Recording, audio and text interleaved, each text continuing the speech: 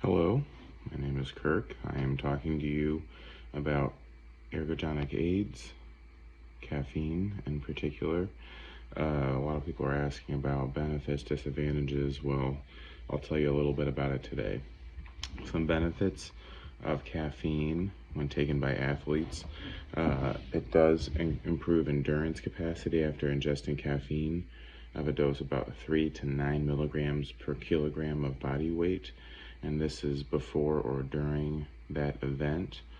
Caffeine also affects runners in improvements from 5 to 87% and 10 to 156% improvement in running and cycling time to exhaustion trials. So that tells me that caffeine does have a big part in keeping people going on means of workloads and workouts and the exhaustion to get there. So caffeine does keep everybody going in that sense.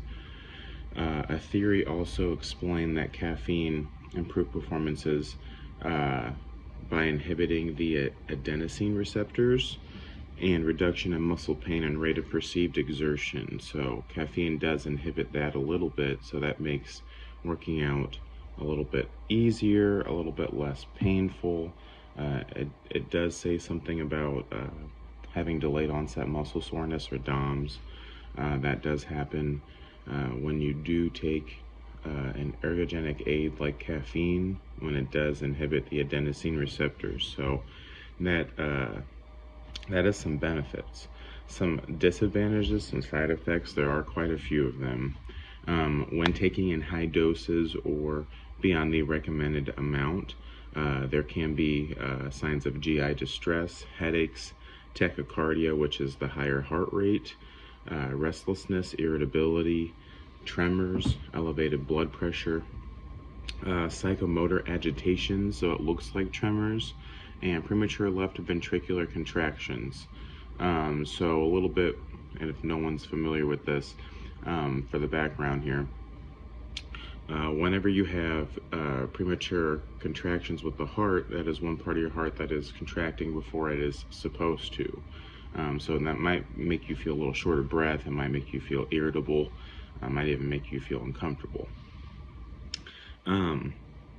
These are all affected and caused by the central nervous system when it is too stimulated, too much stimulant, and that can be caused by caffeine.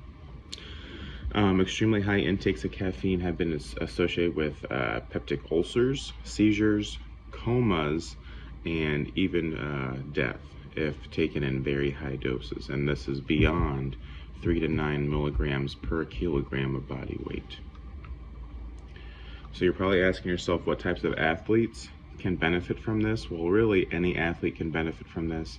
This does improve cognitive function, such as game time awareness, making sure that the athlete is fully aware of game time decisions.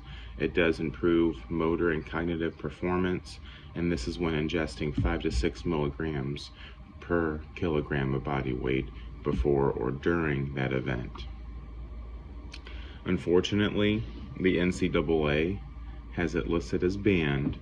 The cutoff is a little unknown. It was a little bit murky when it came to that part, but I can understand why they would want to control this substance.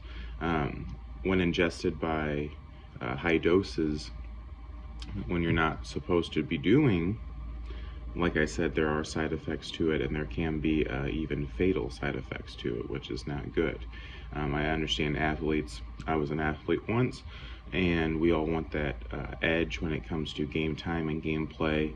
Caffeine does seem to give that, but at the same time, we need to regulate it so that people do not get too hooked on it, or we get those side effects that I was listing beforehand that could obviously be fatal. So, recommendations for my athletes. 3 to 8 milligrams per kilogram of body weight seems to be a good margin for that. 30 minutes prior to the event, there is evidence that taking that, ingesting that before the event, can increase the quality of workout by increasing the number of repetitions, and this might be important later when it comes to increasing your strength, increasing your performance, increasing your endurance. However, it needs to be noted that ingesting caffeine in high doses, more than the recommended amount, can have pretty bad side effects.